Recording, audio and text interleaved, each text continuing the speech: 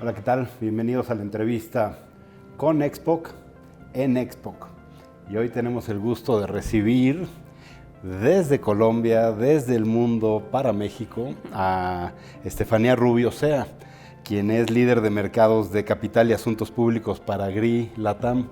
Estefanía, bienvenida a Expoc, bienvenida a México. Muchas gracias a Expoc por recibirnos hoy aquí en sus instalaciones. Ya sé, te digo algo, la realidad es que esta toma, ahorita que está lloviendo, no la habíamos aprovechado, entonces bienvenida a esta nueva parte de nuestra oficina y gusto de recibirte en México. Estefanía, preguntarte antes que nada, ¿qué te trae a México? El GRI ha sido, es, y no hay otra visión que será un actor importante en la promoción y en el progreso de la sustentabilidad, del desarrollo sustentable. Pero preguntarte, ¿qué te trae a México, Estefanía? Bueno, pues para GRI México es un mercado súper importante para nuestra región, pues los mercados grandes son México, Colombia, Chile, Perú, Argentina, pero México definitivamente es el que tiene por tamaño el mercado más grande. Entonces aquí es donde vemos una oportunidad inmensa de poder seguir expandiendo este mensaje y esta evangelización de las empresas, de la importancia de sostenibilidad, de la importancia de ser transparentes, pero además también porque México se está convirtiendo en un hub de emprendimiento, porque hay mucho capital que sale desde México. Entonces, y hemos visto cómo emprendedores de otros países de América Latina están usando México como su puerta de entrada incluso para ir a otros países de América Latina. Entonces vemos en México un potencial muy grande para poder expandir este tema de sostenibilidad en el sector empresarial. Wow, mira, empezamos con declaraciones importantes. Y Estefanía, sé que tu expertise tiene que ver, además de lo que representas para el GRI, pero tienes una expertise en mercados, ¿no? En el mundo financiero. Y este progreso, esto que ya nos anticipas, yo quiero tomar tu impresión sobre lo que para mí y desde Expoc entendemos que el mundo financiero, el sistema financiero de la región, en México sucedió con promoción del Banco Central, el Banco de México, han entrado con mucho más seriedad en la promoción de la gestión de lo que se denomina ESG. ¿Cuál es tu impresión? O sea, ¿qué es el ESG? Si es efectivamente acorde al mundo, al sistema financiero. ¿Cómo ves? Este ha sido un tema que ha sido liderado dentro de las organizaciones por las áreas encargadas de estos temas o por áreas sociales o incluso a veces desde recursos humanos, y el esfuerzo por traducir esto en algo estratégico que fuera parte del negocio y no algo adicional al negocio llegó a su estado ideal cuando el sector financiero y las áreas financieras entendieron que esto no es solamente el impacto que genera hacia afuera, sino que ese impacto se le devuelve a la empresa en sobrecostos o en ahorros en costos, en optimización de procesos, en riesgos para el negocio, en riesgos para la continuidad del negocio, pero también en oportunidades distintas al negocio. Empezamos a hablar de un nuevo concepto dentro de esta sopa de letras que nosotros llamamos de la sostenibilidad, en el que todos son siglas, por alguna razón, todo se vuelve siglas, ¿no? GRI, SASB, ESG. Entonces, se vuelve una evolución de la manera de entender la sostenibilidad hacia el retorno o hacia el efecto que genera en la organización. Entonces, ESG como el efecto que genera la sostenibilidad en una capacidad de una empresa de generar valor. Sí, oye, Estefanía, haces énfasis en algo que me encanta, que además deja ver que es algo simple, que desde la simpleza induce al progreso. Es decir, el mundo financiero y sus actores empezaron a entender, no a aprender ni a emprender, sino a entender de qué va, ¿no? Sí. Empezaban a reconocer que es buen negocio hacerlo bien, ¿no? Y será porque buena parte de estas grandes empresas o el sistema, para hablar financiero, todavía se rige por el brazo fortachón de los CFOs del mundo de capitales, por lo cual es un buen lugar donde se ubica con las siglas ESG, esta agenda de progreso y de desarrollo social. Es correcto, ¿no? Es un lugar ideal, sin embargo se tendrá que desdoblar en otras muchas áreas, ¿correcto? Yo creo que digo que es el área ideal es porque por fin logramos que esa área que no había entendido y que lo había visto como un costo, ¿no? Había visto la sostenibilidad como el gasto que yo tengo, ni siquiera como un costo, como un gasto para la organización. Ya lo entendí como una inversión para reducir riesgos, entonces logramos tener esa lógica completa de lo que genero yo como empresa hacia el exterior y cómo eso se le devuelve. Entonces me permitió como empresa tener esa visión integral de la sostenibilidad hacia afuera y hacia adentro. Y además sin perder la esencia. El sistema financiero persigue los mejores indicadores, el performance financiero, pero con este performance persigue quizá los mismos objetivos, bajo un criterio esencial de riesgos. ¿A quién le das acceso a un crédito? Pues a quien te presume tener menos factor de impago, ¿no? Exacto. Y cuando alguien tiene este balance, pues es más seguro que te pague, ¿no? Tan simple. Exacto. Incluso cuando uno habla con un inversionista, la sostenibilidad dentro del mundo de la inversión era entendida desde inversión de impacto, ¿no? Como algo muy nicho. Ese es un inversionista de impacto al que el KPI financiero no le importa tanto, le importa es el impacto. Pero ahorita lo que estamos viendo es que el inversionista tradicional, el capitalista puro y duro que se rige por el retorno que da la inversión, está incluyéndolo dentro de sus criterios porque precisamente lo ve como un riesgo, como una oportunidad de un mejor negocio. Entonces, esa es la manera en la que estamos logrando que el inversionista entienda que esto no es nicho, sino que esto hace parte de la manera de entender los negocios más ampliamente. Y esto le quita muchos globos, muchos algodones a la idea romántica que prevalece en ciertos círculos y que no es desvirtuar, pero lo hace muy puntual para un fin objetivo, ¿no? Déjame ir a un siguiente tema ya mucho más familiar, en el que estás, ¿qué digo familiarizada? Si no es un territorio del GRI, y qué es la doble materialidad. Platícanos, ¿de qué va? Tiene que ver, ¿no? Y cuéntanos de qué va y cómo esto nace o cómo el GRI lo promueve. Bueno, pues quiero irme como un poquito más hacia atrás en el tiempo, hablar solo de materialidad. Esto es un concepto que realmente es del área legal y nosotros viendo hacia atrás dónde surge el concepto de materialidad, surge realmente en las cortes. En la corte inglesa fue la primera vez por allá en 1800 que dijo la materialidad o un tema material es esa información que yo como juez o como jurado necesito para tomar decisiones sobre un caso. Entonces, la sostenibilidad o el ecosistema sostenibilidad se ha apropiado de ese concepto para decir es la información que yo necesito, la información prioritaria de sostenibilidad que necesita una organización y sus grupos de interés para poder tomar decisiones.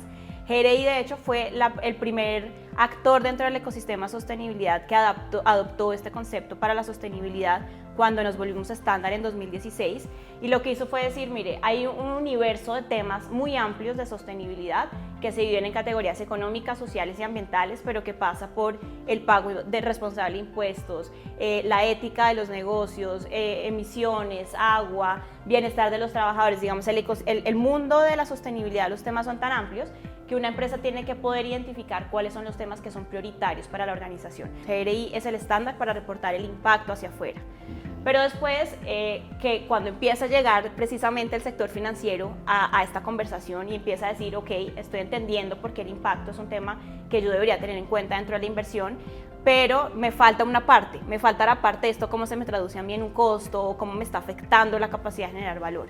Entonces ahí surge el concepto de materialidad financiera. Materialidad financiera son todos los temas de sostenibilidad que influyen significativamente en la capacidad de una empresa de generar valor, porque genera un costo muy alto, porque genera un riesgo muy alto para el negocio legal, operativo, financiero, o porque genera una oportunidad de negocio importante.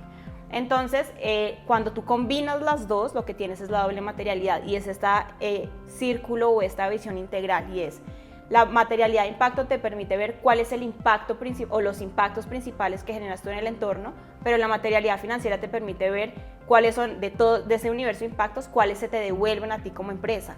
Entonces, la doble materialidad es el concepto que desde GRI estamos impulsando para poder entender la sostenibilidad de manera mucho más integral, teniendo en cuenta tanto el impacto hacia afuera como el efecto que se devuelve. Esta doble materialidad hace énfasis en el potencial de generar valor, de retorno. El valor hacia el mundo financiero pues se vuelve, quizás soy muy simple, pero es dinero, ¿no? O sea, es un valor, es una forma de financiero, de dinero. ¿Es correcto este enfoque o realmente va más allá? O sea, reconoce el valor social, el valor de evitar, de la debida diligencia. Déjame ser específico en este punto. ¿Cómo se entiende desde el GRI, desde el GRI, el valor potencial de esta doble materialidad? Pues la verdad es que cuando empezó el boom ESG, nosotros le llamamos el boom ESG al momento hace un par de años, yo creo que justo antes de la pandemia, donde todo el mundo empezó a hablar de ESG y ya nadie quería hablar de sostenibilidad, sino todo el mundo quería hablar de ESG, y ahora los informes de sostenibilidad ya no eran informes de sostenibilidad, sino informes de ESG, así que como la tendencia. Entonces lo que empezamos a ver es cómo el sector financiero entendió que esto afecta el dinero, que tú lo dices muy bien. Cuando yo digo la capacidad de una empresa de generar valor, en últimas es el resultado financiero al final del ejercicio, la utilidad. La manera más fácil de hablarlo entonces, o de hacerlo entender estratégicamente, era hablar de ESG y del efecto que tiene en el negocio. Y ahí empezamos a ver desde GRI un riesgo altísimo de que se nos olvidara que lo que está detrás es precisamente el impacto. Está muy bien que ahora entendamos esta doble vía de la discusión, pero no se nos puede olvidar que la discusión de sostenibilidad no es sobre cómo volvemos a las empresas más ricas ni cómo generamos más retorno para el inversionista, sino cómo generamos mejores empresas. Entonces, impulsar la doble materialidad es la manera de entender esto de manera integral, y es decir, muy bien que entiendas esto, cómo se te devuelve financieramente, pero tú no puedes dejar de lado que lo que estamos buscando detrás de todo esto es el impacto, porque si no, pues volvemos a caer en lo que estamos tratando de salir, y es en un mundo de capitalismo salvaje tratando de generar la mayor cantidad de retornos a expensas del medio ambiente, a expensas de los derechos de las personas.